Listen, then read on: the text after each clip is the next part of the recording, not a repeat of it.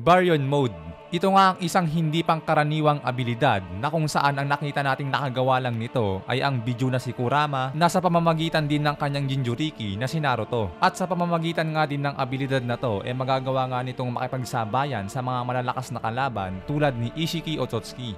Guys, kitang-kita naman natin. Sinabayan si kumparing Ishiki dito. Ito lang ang kaisa-isahang naging abilidad ni Naruto na nagawang sumabay kay Ishiki. Ngunit subalit datapwat, ang abilidad nga ding ito ay may kaakibat na hindi magandang resulta, which is ang buhay nga ni Kurama ang magiging kapalit. Yes, nandun na tayo. Solido positibo nga ang mga maaari netong maibigay na kakayanan para sa mga pakikipaglaban, pero ang kapalit naman nito ay magiging buhay ng isang Biju na si Kurama, which is mauubos or mawawala ng lubusan ng kanyang chakra, na kaya sa bagay din yan, nagawa man nilang matalo si Ishiki, ang naging kapalit naman noon ay ang pagkawala ng isang buhay ng isang importanteng karakter dito sa series. But in the other way naman naibalik naman ito sa anak ni Naruto na si Himawari sa Boruto time skip to Blue Vortex. Kurama with Himawari yan mga sir. Mini Kurama kumbaga, kasi panibago uli. Kumbaga nag-reset yung chakra niya, kaya maliit lang muna. But anyway, dahil nga sa nakita natin at nasaksihan na nga natin kung gaano kalakas ang abilidad na to, nasa lahat ng mga Biju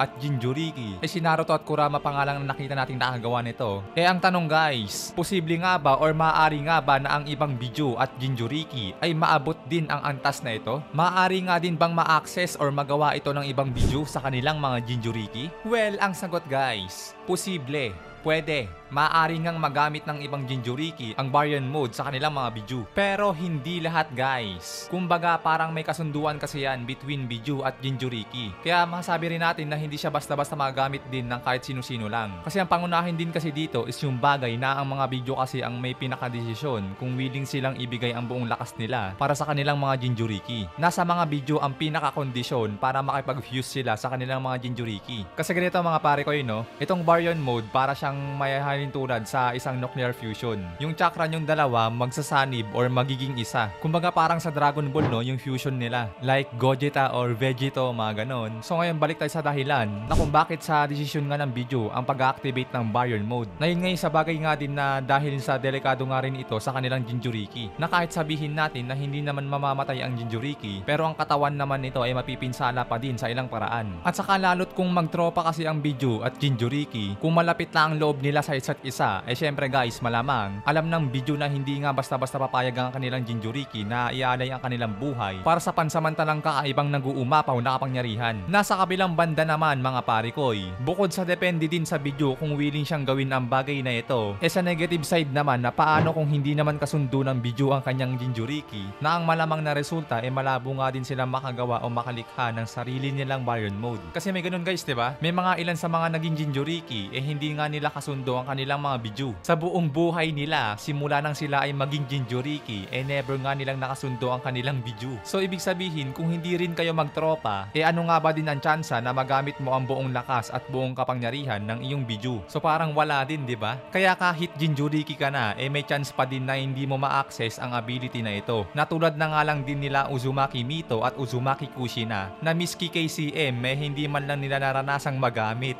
Agoy talaga kasi hindi man lang na-experience magamit yung KCM. Kasi puro puot at galit ang naitanim nila kay Kurama. Buti pa si Naruto, paldo-paldo kay Kurama, di ba? Anyways, bale, ayun nga na ang isang bagay pa nga dito mga sir, na dahil pwede pa na magamit ng mga Biju ang kanilang Baryon Mode sa kanilang mga Jinchuriki, basta't magkasundo sila. One thing pa dito guys, basically yung lakas na magagawa naman nito or yung pwede nitong maibigay na power nakadepende din sa tail beast. I mean, nakadepende sa kung gaano kalakas ang isang Biju para sa mapoproduce niya rin kapangyarihan sa kanyang Jinchuriki. So isang halimbawa, 'di ba, sa lahat ng Biju, sa lahat ng siyam na Biju, si Kurama ang pinakamalakas, 'di ba? Lalot si Kurama din kasi yung may pinakamataas na chakra. So ngayon, sa ibang Biju naman, kung mangyaring magsanib puwersa sila na isang halimbawa kay Gaara at Shukaku, dito sa kanilang dalawa guys, maaring masabi din natin na hindi nga magiging equal yung lakas nila sa naging lakas ng Baryon Mode nila Kurama at Naruto. So ganun nga yung comparison natin dito mga parekoy, na nakadepende din sa kung gaano din kalakas ang kanilang mga Biju Biju at kung gaano nga din katibay ang katawan ng kanilang host o mga Jinchuriki. Nakadepende pa rin sa lakas din ng katawan ng ninja na mag-handle or mag-fuse ng chakra ng Biju. Yes guys, consider din natin yon. Dapat kakayanin din ng Jinchuriki na i-handle yung napakalakas o nag-uumapaw na kapangyarihan na i-fuse sa kanya ng kanyang Biju. Kasi kung mahina ang katawan, di rin e-epekto ang barrier mode or marahil umepekto pa din pero hindi rin magtatagal. So kung palyado nga yung katawan o mahina talaga,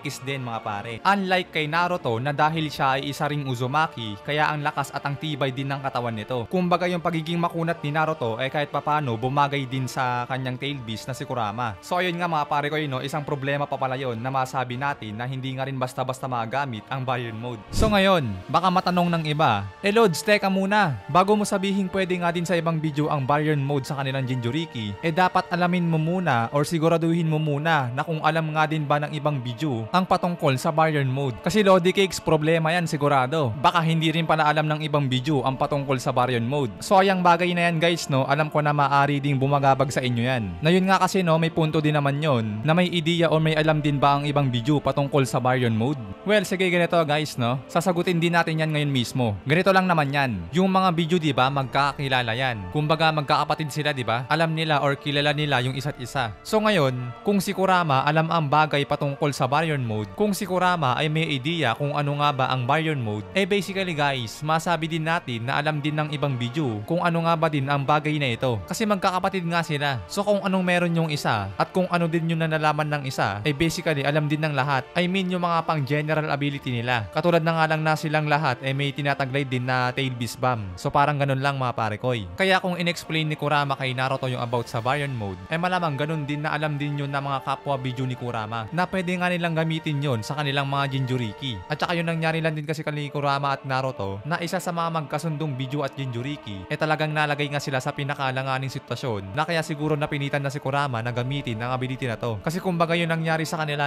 hindi lang naman yun sa pansarili nilang kaligtasan, kundi nakasalalay na din kasi doon yung kaligtasan din ng sangkatauhan. At saka super lakas na ng kalaban nila na yung tipong pag hindi nila agad natalo to or pag hindi nila agad napigilan, talagang damay-damay na lahat. At kaya talagang perfect timing na nailabas yung ganitong abilidad. Na kumpara naman kay Gyuki at Killer Bee, di pa kasi sila siguro nalagay sa pinakalanganing sitwasyon. Katulad nga na nangyari kala Kurama at Naruto. At kaya siguro na hindi na tayo nagkaroon ng pagkakataon na makita natin sa kanila ang ability na to. Kasi hindi rin naman na basta-basta gagamitin na lang yung ability na to. Mamamatay nga kasi yung video, kaya dapat sa pinakamaganda talaga gamitin itong ability na to. Kumbaga sa isang kalagayan na do or die na talaga. So parang mga ganun Well, siguro dagdag na rin natin yan na itong sila Gyuki at Killer Bee, isa siguro sila sa masabi natin na may kapasidad na magawa din ang barrier mode. Kasi sa lahat ng nakita nating mga video at Jinchuriki, sila nga din yung isa sa mga magkasundo. Pero kayo guys baka may natatandaan din kayo na ibang video at Jinchuriki na close din sila. Basta ganun lang naman mga pare ko the more na close yung dalawa, mataas nga ang tsansa na magkasundo sila na gamitin ang ability na to. At the more na mas fit ang katawan ng mag-handle ng kapangyarihan na to, mas matagal nga din ang tsansa na mas makatagal sa paggamit ng ability na to ang user. So ayun nga mga sir, ang ating talakayan for today's video patungkol sa barrier mode ng mga Biju sa kanilang mga Jinchuriki. And again, kung may kulang ako nasabi or kung may mali ako nasabi, please paki-comment na lang dyan sa ating comment section below para malaman ko nga rin kung ano-ano nga ba yung mga bagay na yun. Hanggang dito tayo guys, maraming salamat sa inyong panonood. Keep safe palagi. Anime Tagalog Talakayan nagpapaalam.